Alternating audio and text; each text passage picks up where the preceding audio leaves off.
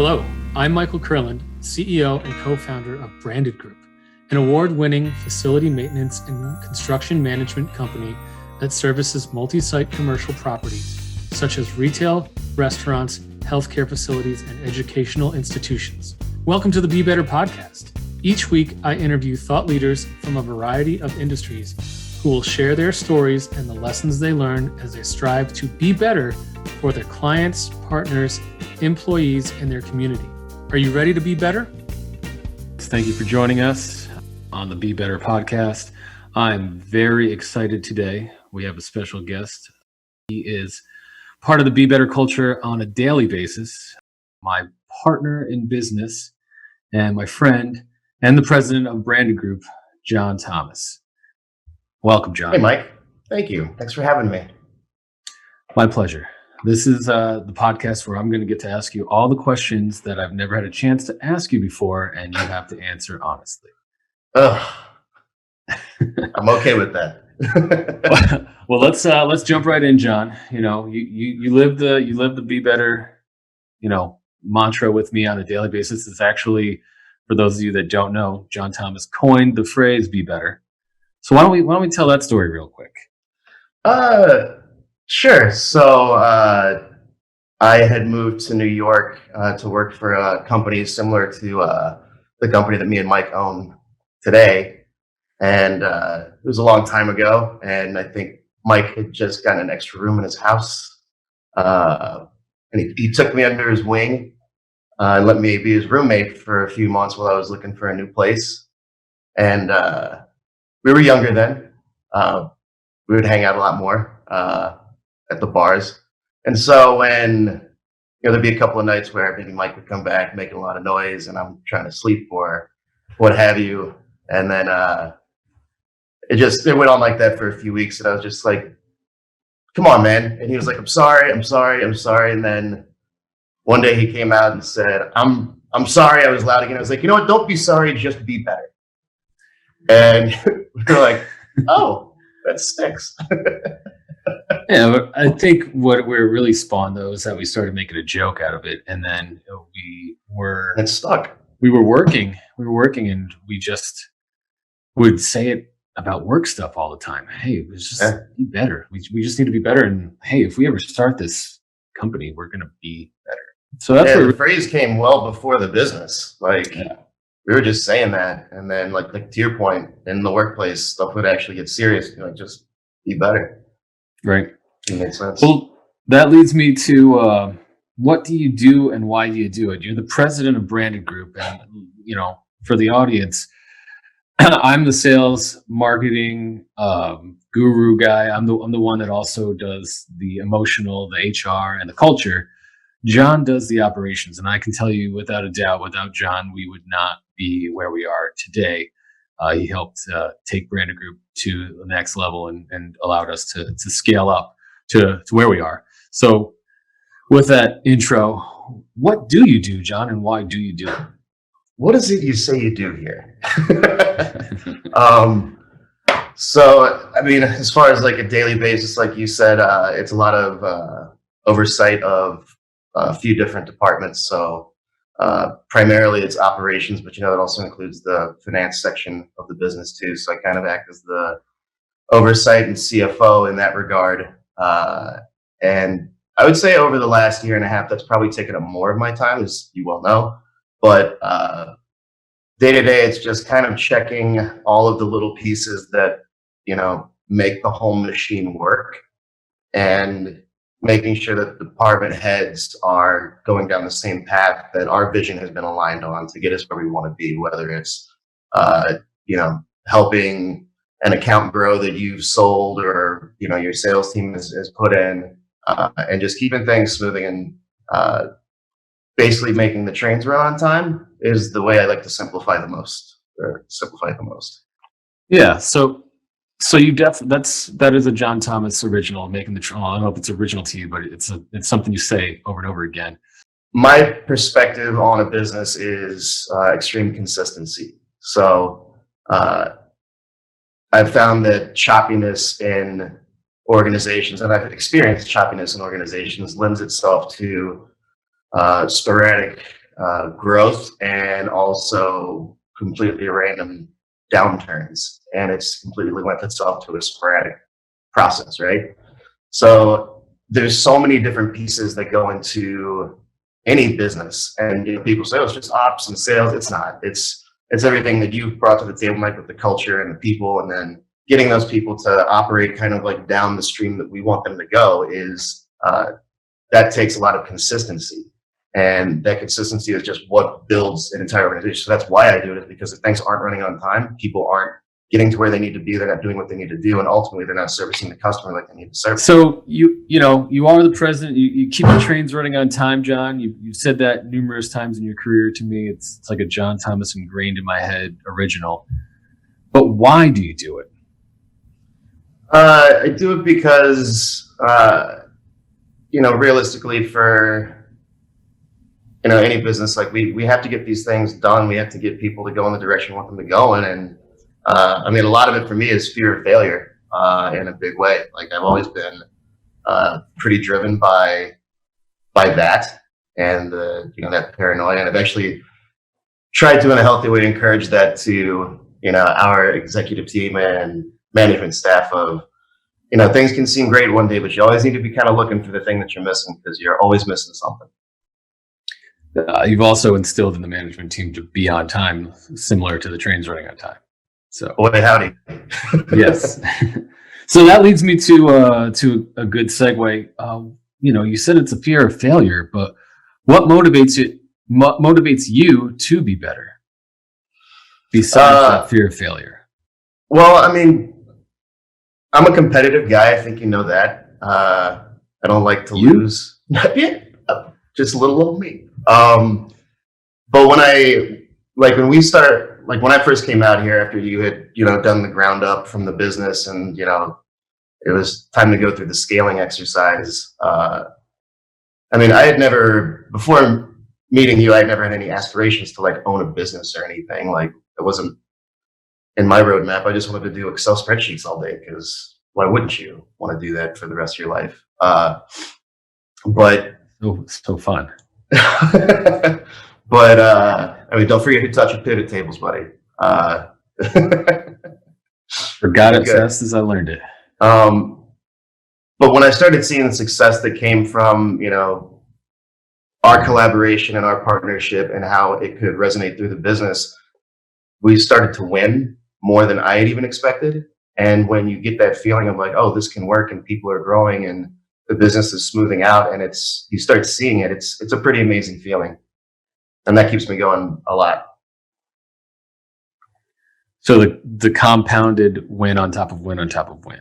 Yeah, big time. Okay. So pretty competitive guy, motivated by success and fear, driven by fear. So these are good things to know. Just keeping a tally over here. Now I'm going to get into the stuff that you don't like. I'm going to start talking about you and emotional stuff. How are you, Jon Thomas, being better to yourself these days? These days, we're talking quarantine days. I've been making it a point to make more of a schedule, in my day. Because like when you've seen in the office, I can get interrupted on a pretty frequent basis. So when I have time to put in a solid like 2 hours straight into something, I love it. But that lends itself to me getting stuck at a screen for a long time, and I forget the time. And there are people that need to be called, and check-ins with the management team, all that type of stuff. So it's easy to get kind of sucked into the computer. So I've been making it a point to like get up, walk around, make some phone calls, like continue the personal touch on a more frequent basis, because you just don't have the luxury of walking by someone's office anymore and being like, hey, what's up? How you doing? Like, how's your day? So that's kind of been an important thing to me, just to get up and move around a little bit.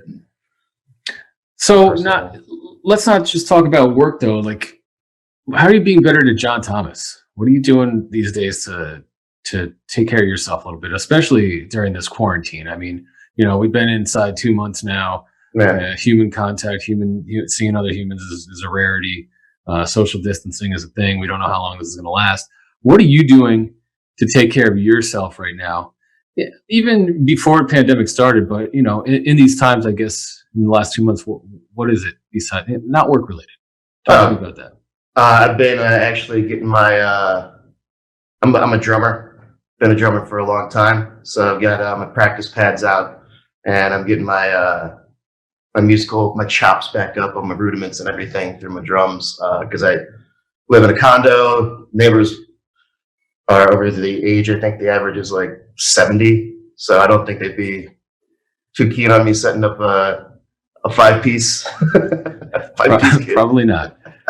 Funny story. One of the first times I ever met Jon Thomas, he alluded to it earlier about when he moved to Long Island. We would go out and we'd have a couple of drinks a couple nights a week, and there was this one bar that had open mic night. And I didn't know much about Jon Thomas other than he was, he was a gregarious guy who liked spreadsheets and documentaries. And we walk into this bar and it's open mic night and there's a band playing, but it's like, anyone can join. And he literally walks up to the band and says, "Hey, can I get on drums?" And they're like, "Sure." And I'm sitting here like, who is this guy? And the guy walked up and I don't know what song you played, man, but whatever it was definitely cool. And you jammed out with this band in the middle of the bar. And I was like, that guy's got something. Anyway, little tidbit. I never forget that story. I think it was Motown or something. I think it was an Otis Redding song. I can't remember which one though. They're all so good. Right. So, you're a big documentary guy. I'm sure you've been watching a lot of Netflix and things of that nature over the past couple of months. What's Jon Thomas curious about right now? What are you into? This is still about me. I'm not talking about work, right? This is. I mean, you could talk about both. I think our audience, the Be Better podcast, wants to get to know Jon Thomas, though. Yeah. So, what I'm doing, just to be better. What are you curious about? What am I curious about? Okay. Well, curiosity is like my thing. I'm going to start with outside of work, as you mentioned documentaries. So yeah, I get down on some stuff that I don't understand, and I try to learn it. So I've actually been using a variety of different documentary streaming services like Curiosity Stream. I haven't tried Masterclass yet, but a lot of like quantum physics and a lot of particle theory and stuff like that. Just trying to understand stuff that is just so far beyond I didn't study physics or anything in school. I'm just fascinated by it. And it really gets me to wrap my head around things that people dedicate entire careers towards just to find like a particle of a particle of a particle. And that just like blows my mind. So I just get wrapped up in that stuff for hours because it's fascinating. That's great. I actually just read a book by Deepak Chopra, which talked about the same thing. It's not quite physics; it's more like the metaphysics, and he gets into the emotional. And he's a big meditator and emotional guy, and he's talking about how when you really break it down to our smallest atoms and whatever's below an atom, protons and neutrons, I think, and that nature, that when you get down to it, it's all just energy. And, at the end of the day, we are the same energy as, an atom or whatever smaller than an atom, and how the earth just flows in an energetic way and field. You actually turned me on to a documentary on Netflix about that, was the Paul Lazar guy? Oh, yeah. The Area 51 guy? Uh-huh. And it always just struck me as funny every time they had these shows, because that one was narrated like horribly by like Mickey Rourke or something. It was Mickey Rourke, which it was so bad. Let's try and get Tom Hanks. He won't do it. Yeah. Mickey Rourke. Yes. So if I believe there's relevance to it, because there's stuff that, the government's working on all the time. And, I wouldn't be surprised if there was some high level crazy stuff that like people just can't know about. I mean, people didn't know about stealth helicopters until we raided Osama bin Laden's compound, right? So it was like, who knows what they're working on? I can, whether there's like little green men in spaceships and stuff circling around, I hope so. Like that would be cool. If they haven't like destroyed us yet, I think they already would have. So it'd be nice, but I'm not like hung up on the whole idea of like, there's gotta be, believe what was his name? Fox from X-Files. Wow. Mulder. Mulder, Scully. Yeah. Another show I didn't watch, but so let me ask you, let's talk a little bit about work, because you are, an operational guru in my point of view, and I've seen Thanks, it man. up close and personal. So, I always say if you're not evolving, you're dying, right? So what is Jon Thomas doing right now? We've talked about it. You put all these procedures into place, 3 years ago, and then only to tear them down and rebuild them later because they're out of date at a certain point in time. So what are you doing to be better professionally? And what are you curious about in the professional setting in the operational world that's helping you be better? So curious, operationally, and also more like, again, on finance and accounting and stuff like that is, there's like, so for what we do, everyone's got a different timeline on their dollar, right? So when we get a dollar through the door, we get a request to do a job that will eventually convert into a check. Like hundreds of thousands of things happen, or well, probably hundreds of, maybe just up to 1,000 things happen in between there, depending on the length of the job, right? So I've been really curious and kind of chasing this white whale of like the predictive analytic of a job comes in, what type of job, what are the characteristics of it, and how does that job, generally tend to turn into real cash in a bank account. And, I've been working on that for a little while and getting much closer with the help of, as you know, a very good team. And once you can figure something like that out, then you have a very, very good command over your cash flow and the decisions you can make today based off of when things are going to happen tomorrow. So the financial predictive analytics is like really, I've been chasing that one for a while. It's just, we have so many variables in our business that it's a challenge for sure. So many. It's funny, people, when I talk to other people about what we do, they all think they know it. And then I describe it to them and they're like, oh, that's not even what I thought you did. Right. And then they're like, for me, from the sales point of view, it's, hey, you deal with a lot of contracts, right? And I'm like, no, some, but there's some people that they're like, hey, I like you. I'm going to use you guys. And right. Oh, I don't like you anymore. I'm not going to use you guys. And it's that simple. So yeah, there's so many things in between all of that, from when a client calls or emails or whatever, and what they want on the other end. And there's so much static that can happen in between, and so many things that can go wrong. And I mean, we said this from the very beginning. We just want to have the most consistently pure, like best deliverable. Our product is service, and that service relies on people. So those people have to be consistent to deliver that level of product that we want to give to people. Absolutely. Let me ask you this, John.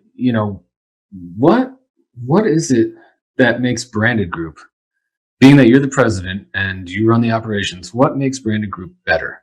What makes Branded Group be better? I mean, hands down, it's the people.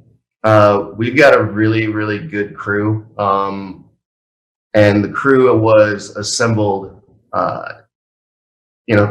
by me and you, obviously, and others, but I think we were very cautious about who we were bringing in. We also never let ourselves get to the point where we were hiring people and throwing them to the fire. We were always ahead of the game, and I think that really helped build a better foundation for our people to want to learn and participate in the organization rather than just react to whatever was happening in that day. And over time, that's really resonated because our people are really, really top-notch folks all around. And some of the best I've seen. I've had the good fortune of working with a lot of really, really high caliber people. So that's number one for me. You're welcome.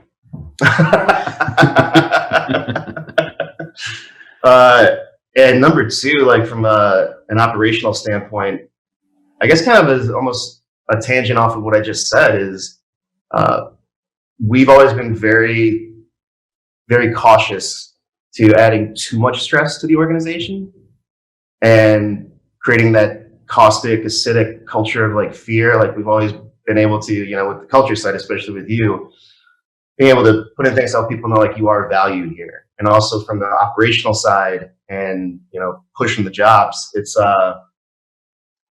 letting people know that they make a difference on the jobs and they're just not a robot.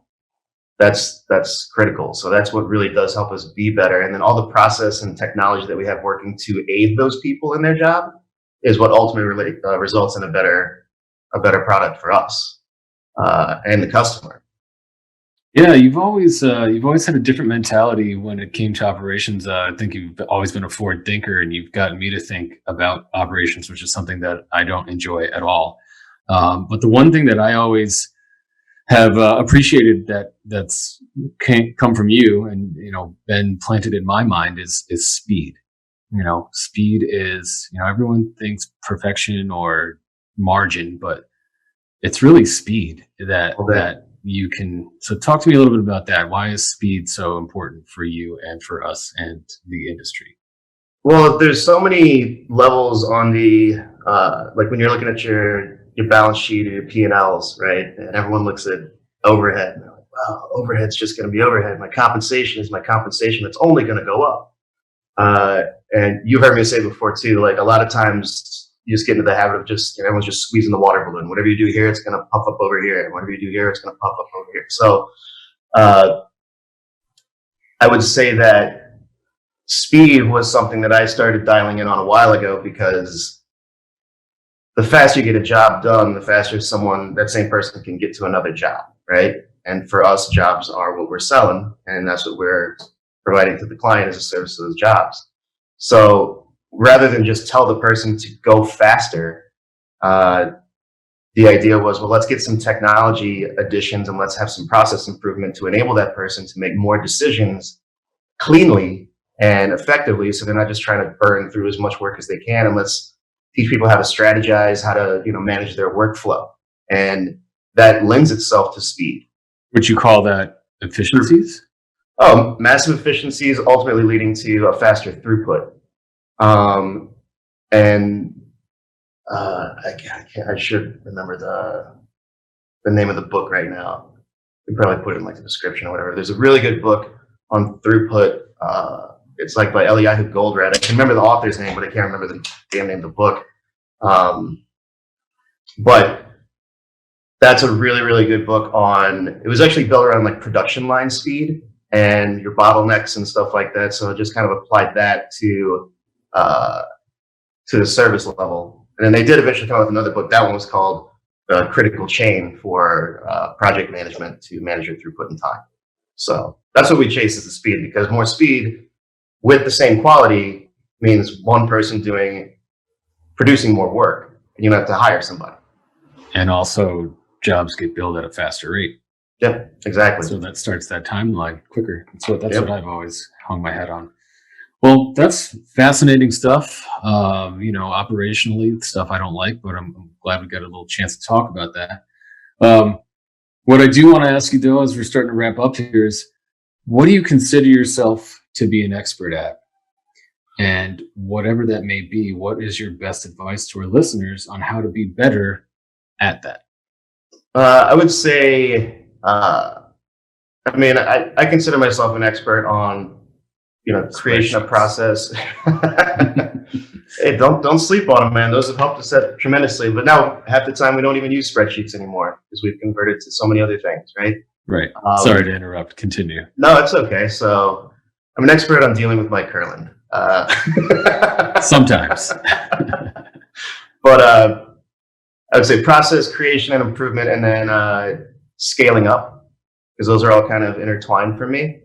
But those are probably where I would consider it to be the most, because clearly it's not unlike being emotionally available most of the time. So what's the advice on how to scale up to be better at it? I've said it in a number of different ways, but the biggest thing that I've lived by, and this has been even before Branded Group, just stuff I picked up along the way, but never get married to a process, or never put a process on a pedestal type of thing. Like if you want to scale anything, no matter how small you think the business is or how simple you think it is, you need a solid foundation. That foundation is your process. And if your process if you just think, oh, I put it in place, it's done, that's going to be the best thing that's going to carry me for the rest of the lifetime of the business, you're wrong. And I will absolutely say that you're wrong because everything's changing. So you have to be ready to rip apart anything that you made in the past. Like, you can never ever think that that's the way it is. And there's keystone processes out there like that, they exist, but even those are not off the table for being ripped down and built up again. So you just have to make sure that those processes that you have are not invincible to being improved upon. But before you can do anything else, you have to just kind of prepare yourself mentally to know that I might have made that, one report or that one process that enabled people to operate day by day, but that might get antiquated pretty quick, and you just have to be ready to deal with that. So you would say your advice is be open-minded and agile. That's a very succinct way to put it, yes. And don't get hung up if someone that's a junior associate comes up and says, this is really old and stupid, right? You have to say, you know what, you're probably right. Let's fix that. Well, John, I want to thank you for being here today. It's been eye-opening. I got to learn about some quantum physics. Didn't think we were going to go there. And appreciate you coming on. And audience, thanks for tuning in.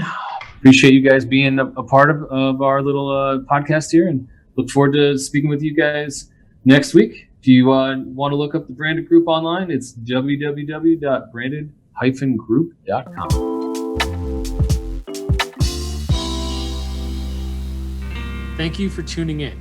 I hope that today's episode inspired you to become a purpose-driven leader in your career or your community. There's no doubt that when we lead with purpose, we can change lives. If you enjoyed today's show, I'd be grateful if you would take a moment to rate us on your preferred listening platform.